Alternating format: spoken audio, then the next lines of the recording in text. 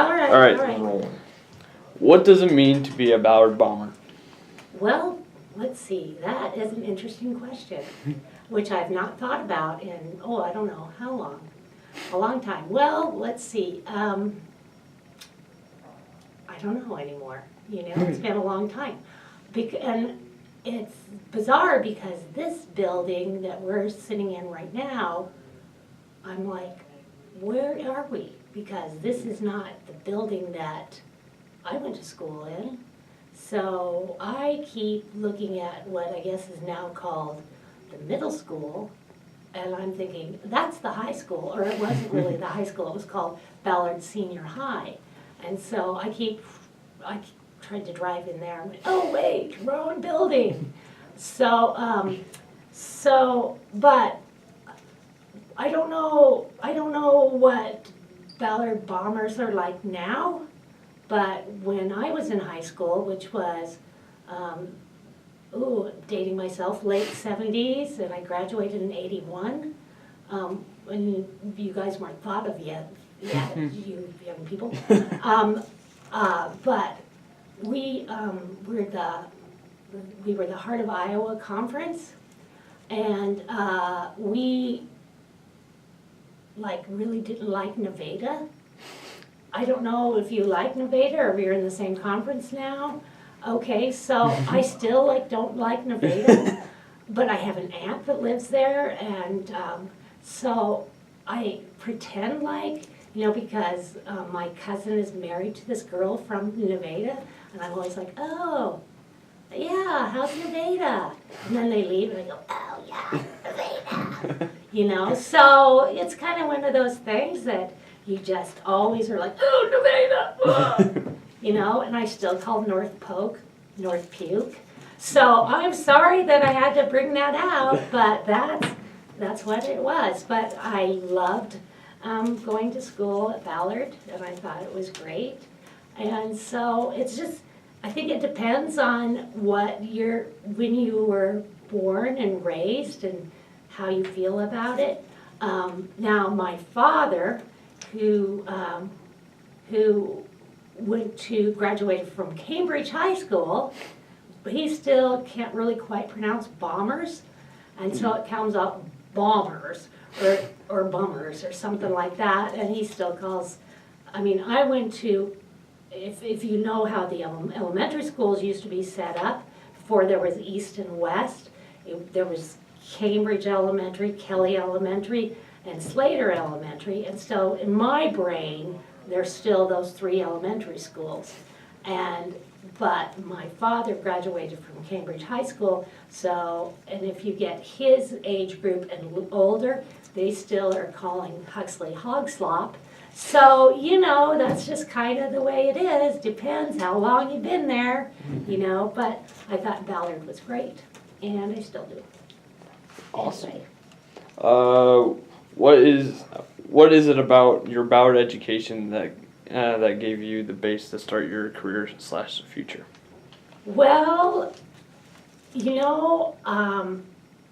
I was when I was in high school, I was in speech and drama as well, and I was in all of the plays, and so I went off. I had some great high school play directors and great coaches for speech and drama, and I loved that. And I was fortunate enough to get a couple of scholarships in theater while I was in high school, and that made me go on to school at University of Iowa in theater. And that's kind of where that started. And so that's what made my future for me. That's cool. It was very cool. Because me and him, we do the plays too. Very good. That's good to hear. That's what I love to hear. That's awesome. So what takeaways from school have helped you in your career in life? Well, what I was saying right there is what kind of ended up happening for me is while I was working or going to school at the University of Iowa, Then I also auditioned for a summer job in Iowa for summer stock theater at the Old Creamery Theater. And I worked there for a number of summers, and I ended up getting my equity card, which, if you know about theater, that's, I got my actor's equity card, which is the Union for Professional Actors. And I did something a little bit unheard of in that field, which is I got my equity card. You have to work for, I can't remember how many weeks. It's like, I think it's like 52 weeks, which would be a whole year in a professional theater. And most of the time, that's really hard. You can't do it straight. But I did do it straight because I worked in that same theater company for 52 weeks straight. And then you have to pay a bunch of money to get your union card. The thing that wasn't so wonderful for me is that I was really probably too young to get my equity card. So there were a lot of other young people who didn't have equity cards that you could get to do the same roles that I could do, and you didn't have to pay them near as much. So that was not, in retrospect, maybe that wasn't such a smart thing to do. But I did get my equity card, and so that means if I do perform a role, they have to pay me a lot of money. Also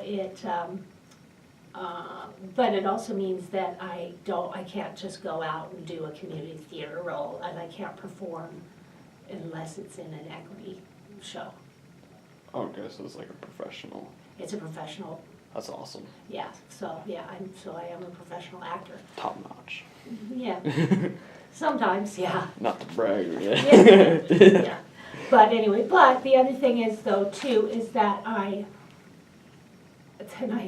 went and moved to Montana, which, there's not a whole lot of equity theaters on Montana, but I then ended up coaching speech and drama in Montana because I was an equity actor, and so I had those kind of qualifications, and I directed all of their high school plays for like 25 years at this high school in Montana, which I loved.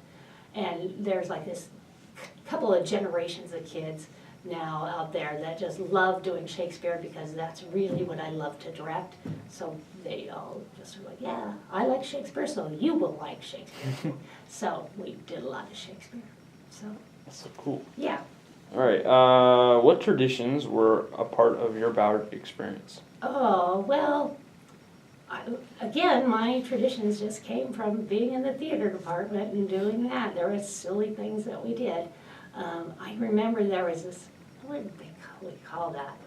It's like stage mouse or something like that. It was made out of wire or something, and we made sure that was always on all the sets. It was just a tiny thing. That it was on the set in different places in all the different shows we were in. And I wore the same pair of, I made sure to wear the same pair of pumps in every play I was in. At one point in every show I was in, I wear the same pair of shoes. There were these, I still have them, I didn't leave them. They let me take them. Yeah. I said, the only way I'm leaving them is if you put them in the trophy case. And they didn't put them in the trophy case, so I took the shoes. So they're these black shoes, and they rolled over on top and have maroon on them.